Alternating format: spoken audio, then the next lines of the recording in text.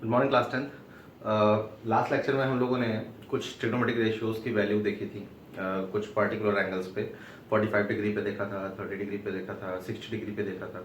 ठीक है ना। तो अगर आपने वो वीडियो नहीं देखा है तो आप उसको प्लीज़, अगर आप बेटा चैप्टर, अगर आप कोई भी चैप्टर का वीडियो अगर आप बीच से देखते हो तो शायद वो आपको कम समझ में आएगा, इसलिए प्लीज़ आप लेक्चर 1 से देखा करिए। ठीक है ना। तो 2 लेक्चर इसके अपलोड हो चुके हैं, ये 3rd लेक्चर है इसका। पिछले लेक्चर में हम लोगों ने 30 डिग्री, 60 डिग्री एंड 45 डिग्री का ट्रिग्नोमेट्रिक वैल्यूज की रेशियोज की वैल्यू देखी थी। यहाँ पे हम 0 डिग्री और 90 डिग्री की बात करने वाले हैं। ठीक है ना। 0 डिग्री पे किसी ट्रिग्नोमेट्रिक रेशियो की क्या वैल्यू होती है और 90 डिग्री पे किसी ट्रिग्नोमेट्रिक रेशियो की क्या वैल्यू होती है, हम इसकी बात करने वाले हैं। तो आइए देखते हैं। बेटा 0 डिग्री बताने के लिए मुझे तुम्हें थोड़ा सा 2-3 फिगर के बारे में बताना होगा। ठीक है। यहां पे हम सिर्फ समझने वाले हैं। ठीक है ना। देखिए ध्यान से,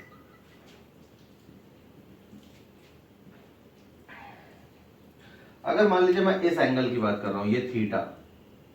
ठीक है ना। इस केस में ये परपेंडिकुलर बनेगा, ये बेस बनेगा और ये हाइपोटेन्यूज बनेगा। सही है। परपेंडिकुलर थीटा के सामने परपेंडिकुलर, बेस, हाइपोटेन्यूज। अब आप सोचिए कि अब इस हाइपोटेन्यूज को धीरे धीरे हम नीचे लाते जाएं, यानी कि एक टाइम आएगा जब हाइपोटेन्यूज यहां आ जाएगा। सही है। एक टाइम आएगा जब हाइपोटेन्यूज यहां आ जाएगा, है ना। कम होते जा रहा है हाइपोटेन्यूज धीरे धीरे। देखो मैं हाइपोटेन्यूज को नीचे क्यों ला रहा हूं, क्योंकि ये थीटा जो है ना, इस थीटा को मुझे जीरो बनाना है। ये एंगल मुझे जीरो बनाना है, ध्यान से समझिएगा। इस एंगल को मुझे जीरो बनाना है। तो जीरो बनाने के लिए ये जो देखो, आप जानते हो कि एंगल 2 रेज से मिलकर बनता है, एंगल 2 रेज से मिलकर बनता है। ये थीटा जो है, ये AC और BC से मिलकर बन रहा है ना। एंगल थीटा AC और BC रे से मिलकर बन रहा है। तो मैं क्या कर रहा हूं, AC को धीरे धीरे कम कर रहा हूं। ठीक है ना। AC को आप धीरे धीरे कम करोगे तो आप देखोगे कि ये एंगल धीरे धीरे कम होता जाएगा, जीरो की तरफ टेंड करता जाएगा ना। ये एंगल जीरो की तरफ टेंड करता जाएगा। तो हमने देखा यहाँ पे और एंगल कम हो गया, यहाँ पे देखा हमने और एंगल कम हो गया। ठीक है ना। ऐसे धीरे धीरे आप बेटा देखोगे कि एक टाइम आएगा कि ये आपका हाइपोटेन्यूज ऐसे बन गया, यहाँ पे और एंगल कम हो गया। और एक टाइम ऐसा आ जाएगा ना कि ये जो जो आपकी AC रे थी, AC, वो एकदम इसके ऊपर कॉन्साइड कर जाएगी, यानी इसी के ऊपर दोनों रेज आ जाएंगी। और इस केस में ध्यान से देखिएगा, ध्यान से देखिएगा। अब अगर मैं बताऊं आपको, बताइए हाइपोटेन्यूज जब नीचे आ रहा है तो परपेंडिकुलर भी तो कम होता जाएगा। सही है। परपेंडिकुलर और कम हो गया। सही है। परपेंडिकुलर और कम हो गया। सही है। परपेंडिकुलर एकदम खत्म हो गया। सही है कि नहीं, बताइए। यहां पे हमारे हाइपोटेन्यूज और बेस दोनों एक दूसरे के ऊपर कॉन्साइड कर गए हैं, और ऐसे केस में क्या होगा, परपेंडिकुलर जीरो हो जाएगा। ऐसे केस में जब 0 डिग्री बन रहा है तो आपने देखा कि परपेंडिकुलर वाली लाइन क्या हो गई, खत्म हो गई, परपेंडिकुलर जीरो हो गया। देखो, at theta equal to zero, जब थीटा जीरो हुआ तो आपने देखा कि परपेंडिकुलर क्या बन गया, जीरो।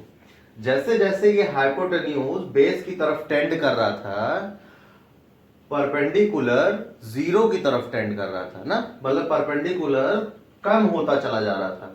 ठीक है। जब जैसे ये एंगल जीरो हुआ तो परपेंडिकुलर क्या हो गया, जीरो। और जो बेस है वो किसके बराबर हो गया, आप ध्यान दीजिएगा। बेस और हाइपोटेन्यूज दोनों यहां पे बराबर हो गए ना। बेस इक्वल्स टू क्या हो गया बेटा, hypotenuse. Base equals to hypotenuse हो गया और परपेंडिकुलर इक्वल टू जीरो हो गया। अब आइए समझते हैं। अब आपको ट्रिग्नोमेट्रिक रेशियो अगर निकालना है तो आप देखो ध्यान से, साइन 0 डिग्री क्या होता है, P अपॉन H होता है ना, P अपॉन H। अब बताओ P कितना है, P तो आपका जीरो है, चलो जीरो हो गया, अपॉन H। अब 0 अपॉन H है तो ये कितना आएगा, जीरो। इसका मतलब साइन जीरो कितना आ गया बेटा, जीरो आ गया। सही है कि नहीं। अब इसके बाद आपको चाहिए कॉस जीरो डिग्री, ये होता है B अपॉन H। तो बेस कितना है, बेस और हाइट दोनों बराबर है ना, सॉरी हाइट नहीं, हाइपोटेन्यूज। बेस और हाइपोटेन्यूज दोनों बराबर है ना, तो मैं इसको B अपॉन B लिख सकता हूं, ये हो जाएगा 1। इसका मतलब है कि cos 0 आपका कितना आ गया, cos 0 आपका कितना आ गया, 1 आ गया। सही है ना बेटा। इसी तरह से हम tan 0 की बात करेंगे। किसकी बात करेंगे, tan 0 डिग्री की बात करेंगे। तो tan 0 कितना होता है, P अपॉन बी होता है ना। tan 0 कितना होता है, P अपॉन बी। इसका मतलब 0 अपॉन बी, क्योंकि परपेंडिकुलर 0 है, 0 अपॉन बी। तो tan 0 कितना आ गया बेटा, 0 आ गया। tan 0 डिग्री कितना आ गया, 0 आ गया। सही है यहां तक। अभी आपको क्या चाहिए, कोसेक चाहिए। तो आप सोचो साइन का रेसिप्रोकल करोगे, मतलब 0 का रेसिप्रोकल। आपको कोसेक चाहिए, तो देखिएगा ध्यान से, मैं थोड़ा सा सबको अलग से लिख देता हूं, आप एक बार स्क्रीनशॉट लेके नोट कर लीजिए, ठीक है ना। स्क्रीनशॉट लेके नोट कर लीजिए। अब समझिए ध्यान से, समझिएगा।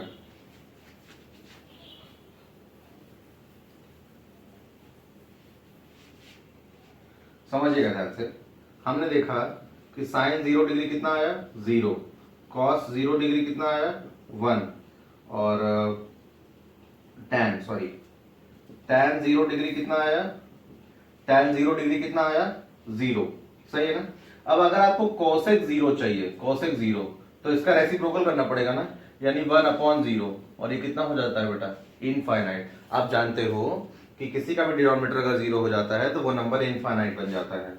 यहां पे अगर आपको सेक 0 निकालना होगा तो सेक 0 डिग्री, तो सेक 0 होता है, यहाँ पे कॉस 0 1 है, तो रेसिप्रोकल करने पे सेक आता है, तो 1 अपॉन 1 का रेसिप्रोकल 1 ही होता है। तो सेक 0 कितना हो गया, 1। और tan 0 की अगर आप बात कर रहे हो तो ये भी आपका क्या बन जाएगा बेटा, क्योंकि ये 0 है तो 1 अपॉन 0 जैसे ही करोगे इनफाइनाइट बन जाएगा, है ना। तो ये वैल्यूज आ गई आपकी 0 डिग्री पे। किस पे आ गई बेटा, 0 डिग्री पे ये वैल्यूज आ गई, ठीक है ना। इन्हें नोट कर लीजिए, नोट कर लीजिए इन्हें। फिर हम लोग बात करते हैं अब 90 डिग्री की। तो आइए फ्रेंड्स, हम लोग बात करते हैं अब 90 डिग्री की, ठीक है ना। Value of trigonometric ratios at theta equals to 90 degree, ठीक है ना। तो 90 डिग्री पे हम देखते हैं जो हमारे ट्रिग्नोमेट्रिक रेशियोज हैं उनकी 90 डिग्री पे क्या वैल्यू होती है। आइए समझते हैं कैसे होगा ये। एक मैं यहाँ पे राइट ट्रायंगल बना रहा हूँ, है ना, जहाँ पे ये है आपका angle A, B and C, which is right angle at B, ठीक है ना। यहाँ तक बात क्लियर होगी। अब समझिएगा ध्यान से बेटा, हम इस एंगल की बात करते हैं हमेशा। ऐसा नहीं है कि हम 90 डिग्री की बात करने लगेंगे तो हम ये एंगल कंसीडर करेंगे, ठीक है ना, ऐसा नहीं है। तो आप बात समझिए, हम हमेशा ये एंगल कंसीडर करते हैं, ठीक है ना, ये या तो ये दोनों में से कोई एक। तो यहाँ पे फिलहाल ये किया जा रहा है। अब ये एंगल 90 बन जाए तब हम ट्रिग्नोमेट्रिक रेशियोज की वैल्यू बता सकते हैं।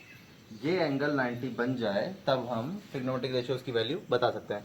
हालांकि किसी ट्रायंगल में पॉसिबल नहीं है कि दो राइट एंगल हों, लेकिन फिर भी हमें ट्रिग्नोमेट्रिक रेशियो की वैल्यू निकालनी है अगर, तो इसको 90 बनाना पड़ेगा, ठीक है ना। और 90 बनाने के लिए देखिए हम करने क्या वाले हैं, बीसी की जो लेंथ है उसको कांस्टेंट रखेंगे, जैसे पिछले में भी एक कांस्टेंट रखा था। इसकी लेंथ को कांस्टेंट रखेंगे और ये धीरे धीरे ग्रेजुअली हम एसी को बीसी की तरफ ले आएंगे, ठीक है ना। यानी कि एबी की डिस्टेंस धीरे धीरे हम कम करेंगे, इस एबी को धीरे धीरे कम करेंगे। ऐसा समझो आप, अगर यहाँ पे ये दोनों लाइन एकदम जुड़ी हों और इसको मैं कम करता चला जाऊँ तो ये हाइपोटेन्यूज जो है आपकी ये ऐसे होती चली जाएगी ना, ऐसे। देखिए ध्यान से, मान लीजिए कि ये आपका था ओरिजिनल वाला, और जब हम लोग कम करके ले आए हैं, जब हम लोग कम करके लाए हैं तो मान लीजिए कि आपकी जो हाइपोटेन्यूज है वो धीरे धीरे यहाँ आ गई, ठीक है ना। अब देखिए ये एंगल कुछ कुछ 90 की तरफ बढ़ रहा है ना, ये 90 की तरफ कुछ कुछ एंगल बढ़ रहा है। अभी आपका ये बन गया ए डैश, बी और सी, और जो ए पॉइंट था वो तो ए ही रहेगा ना। हम थोड़ा सा और कम करते हैं, इस बार जो आपका ओरिजिनल है, जो ये लाइन है आपकी, वो ये है, ठीक है ना। अब इससे भी और कम कर दोगे आप तो कहाँ आ जाएगा, यहाँ आ जाएगा, ठीक है ना। ये आपका पॉइंट है ए डैश और ये है आपका पॉइंट बी, ये है, एक काम करते हैं डैश की जगह A1 A2 मान लेते हैं, A1 और ये है A2, सॉरी ये आपका A1 ही था, और अब जो आया है वो है A2, ठीक है ना। ये देखिए अब ये एंगल आपको दिख रहा होगा कि और 90 के करीब हो गया। ऐसे करते करते एक टाइम आएगा कि जब ये दोनों लाइन एक के ऊपर एक कॉन्साइड कर जाएंगी, है ना, एक के ऊपर एक कॉन्साइड कर जाएंगी, और आपको दिखेगा कि जो हमारा हाइपोटेन्यूज था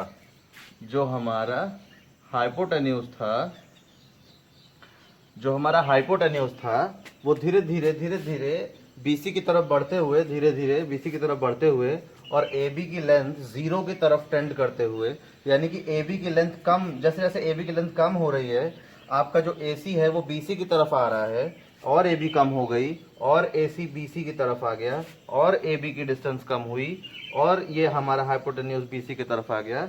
और एक टाइम ऐसा आएगा कि ये हाइपोटेन्यूज एकदम से BC यानी कि जो परपेंडिकुलर था उसके ऊपर आ जाएगा, और उस केस में हमारा जो यही पॉइंट अब आपका A है और यही पॉइंट आपका B भी है ना, क्योंकि A और B दोनों यहाँ पे कॉन्साइड कर गए हैं, ठीक है ना। तो इस कंडीशन में आएगा क्या, आपका AB कितना हो जाएगा 0, AB कितना हो जाएगा देखिए 0, और आपका AC जो है वो BC के इक्वल हो जाएगा, AC जो है वो किसके इक्वल हो जाएगा BC के। या इसी को हम क्या लिख सकते हैं, आपका परपेंडिकुलर जो है वो हाइपोटेन्यूज के बराबर हो जाएगा, जो परपेंडिकुलर है वो किसके बराबर हो जाएगा, हाइपोटेन्यूज के बराबर हो जाएगा, ठीक है ना। अब आप देखोगे तो ये देखो जो यहाँ पे थीटा था ये धीरे धीरे बढ़ते ये एकदम लाइन सीधी हो गई है ना, यानी कि अब यहाँ पे 90 डिग्री बनने लगा होगा, है ना। अब बेस और परपेंडिकुलर के बीच में 90 डिग्री बनने लगा है, जहाँ पे कि बेस 0 हो चुका है, ठीक है ना, बेस 0 हो चुका है, और बेस और परपेंडिकुलर के बीच में कितना एंगल बनने लगा है 90 डिग्री का। चलिए तो अब अगर मैं बात करूं, मैं थोड़ा सा आपको यहीं से समझाऊंगा, बस आपको कंसीडर इतना करना है कि AB इक्वल 0 और AC इक्वल BC, है ना, कंसीडर आपको ये करना है, ठीक है ना। चलिए देखिए अगर मैं साइन थीटा की बात करूं, साइन थीटा, लेकिन यहाँ पे हमारा थीटा कितना बन चुका है 90 डिग्री, यानी साइन 90 डिग्री इक्वल टू होता क्या है P/H होता है, साइन 90 डिग्री P/H ना। अब देखो परपेंडिकुलर क्या है, इस एंगल के रिस्पेक्ट में परपेंडिकुलर हमारा कौन सा है BC, परपेंडिकुलर कौन सा है BC, और हाइपोटेन्यूज कौन सा था AC, ठीक है ना। लेकिन अभी आपने देखा कि BC और AC दोनों बराबर हो गए हैं, इसका मतलब हम ऐसा लिख सकते हैं, इसका मतलब 1 हो जाएगा, मतलब साइन 90 डिग्री इक्वल्स टू कितना आ गया बेटा 1 आ गया, साइन 90 डिग्री कितना आ गया 1 आ गया, ठीक है ना।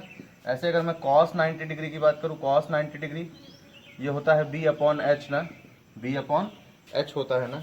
अब बताइए बेस यानी कि AB तो हमारा 0 हो चुका है ना, AB हमारा क्या हो चुका है 0, यानी कि 0/H, तो ये कितना आ जाएगा cos 90 डिग्री, ये आ जाएगा आपका 0, ठीक है ना। अब अगर आपको tan की बात करनी है, tan 90 डिग्री, तो या तो इसको आप sin/cos करके निकाल लो, या तो आप डायरेक्ट यहीं से निकालिए, ये होता है P/B ना, P/B। तो परपेंडिकुलर कितना है, परपेंडिकुलर तो आपका BC है, और बेस आपका 0 है। तो किसी भी नंबर को जब आप 0 से डिवाइड करते हो तो कितना बन जाता है इनफाइनाइट, यानी tan of 90 degree equals to क्या बन जाता है इनफाइनाइट। यहाँ तो कोई प्रॉब्लम किसी को। अब ये आ गया आपका साइन 90 के रिस्पेक्ट में, ठीक है ना। इसका रेसिप्रोकल करोगे कॉसेक आएगा, इसका रेसिप्रोकल करोगे सेक आएगा, इसका रेसिप्रोकल करोगे तो कॉट आएगा।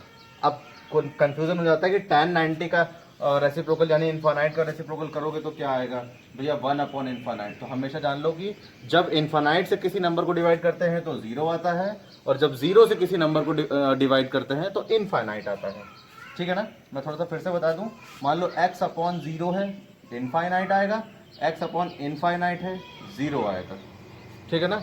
आप इसको नोट कर लीजिए, स्क्रीनशॉट ले लीजिए। फिर हम लोग नेक्स्ट लेक्चर में मिलते हैं कुछ नए फॉर्मूले के साथ, वहाँ पे मैं आपको सिखाऊंगा कि साइन 90 माइनस थीटा कितना होता है, कॉस 90 माइनस थीटा कितना होता है, ठीक है ना। ये सारी बातें हम लोग की होंगी नेक्स्ट लेक्चर में होंगी। जस्ट आज आप यहीं पे अपना देख के, और अगर आपको पिछले वीडियोज़ आपने नहीं देखे हैं तो उन्हें भी देख लीजिए। बंद करते हैं बेटा, थैंक यू सो मच।